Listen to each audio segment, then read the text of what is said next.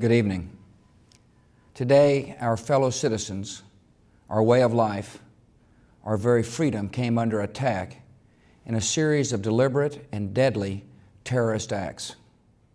We were in high school when 9/11 happened. We were getting ready to go to the CAB to do the ASVAB testing. And they canceled it, and that's when we were informed that 9/11 happened. And that hit close to home. For me, it was like, I want to do something for my country.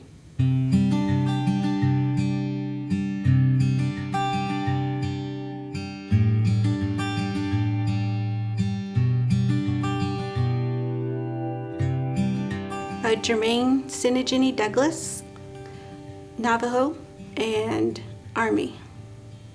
Georgiana Sinigini, Navajo, and Army. Geraldine Madrigal, Navajo, U.S. Navy. We asked our father if we could join the military. And initially he didn't want us to, but then, because we were underage, and then when we became of age at 18, he said, it's up to you now if you wanted to go or not. I won't stop you. So initially we all agreed to go at the same time, but it didn't happen that way. I ended up going first. And it wasn't until 2005 I enlisted. And then I followed second. My first plane ride ever. And I left last in late winter. I wouldn't have picked two other people to serve with. I have the best friends, best sisters, two best people I could ever ask to have served with. I think when we first started out, we didn't think that triplets were such a big deal. It was just like, oh, we're three. There's probably others out there, but when you actually shine the light on it and say, put it uniquely, that actually like, okay, this is a little bit, bigger, and yes, I'm grateful for it. So she went to Iraq first in 2006. Seven. Mm-hmm. And then I left to Iraq in the end of 2007. But we met in Kuwait. In Kuwait. I was coming out. We had just finished a tour, and she just happened to be at the same camp at a different location, and we got to meet each other. And she crossed over from Iraq to Kuwait with her chain of command and met me in Kuwait, where I was staying before I went into Iraq. It was amazing. It was almost like deja vu, because she came and she just knocked on the door, the tent door where I was staying, and everybody thought she was me walking in. And she just walked in, and I was sitting on my little cot talking away with my friends, and there she comes walking up, and she gave me the biggest hug, and I was like, what are you doing here? Like, it's like unbelievable. And everybody was like, hey, look, there's two TJs. They call us TJ because our name is too long. But we saw each other, and my first sergeant met her chain of command, and we went out, and they said, go spend a day together.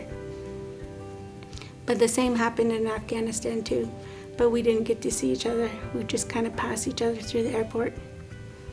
She was coming out and I was going in, same thing. Kind of just saw each other and waved. And my sister over there, she was in the Mediterranean? No, the Gulf. The Gulf. When I was on an aircraft carrier, so my deployments were on the water. Mm-hmm. And I never saw them, but being like on a ship and just watching, like the oil fields burn and stuff, it's just like knowing that my sisters are there somewhere. But she was our backup, that's what we always tell her.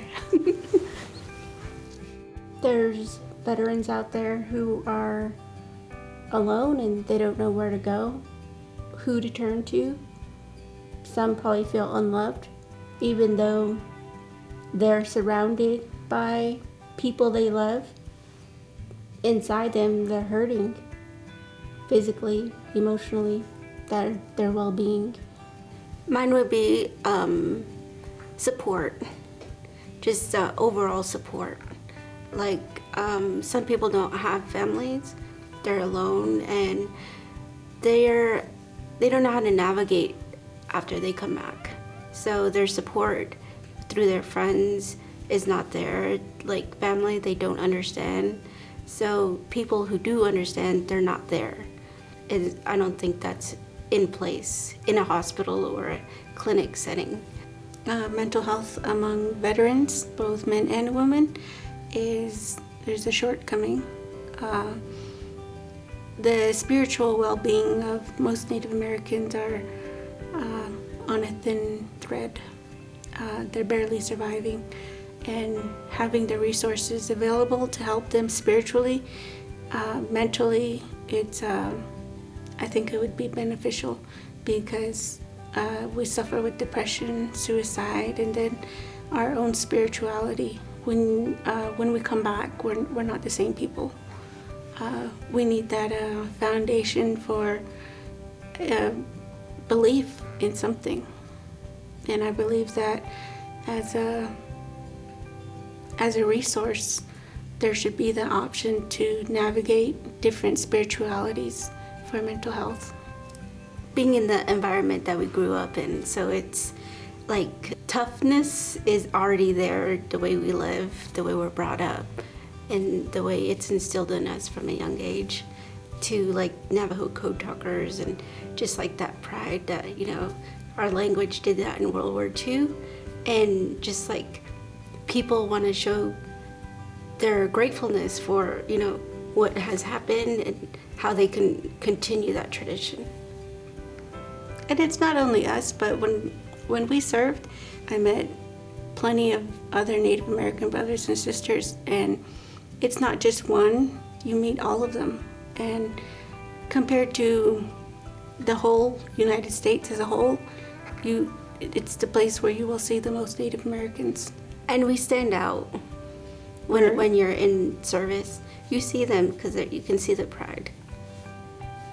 Yeah. It comes out. And you know, because, you know, facial. So you're like, oh, there's a Navajo or there's a Native.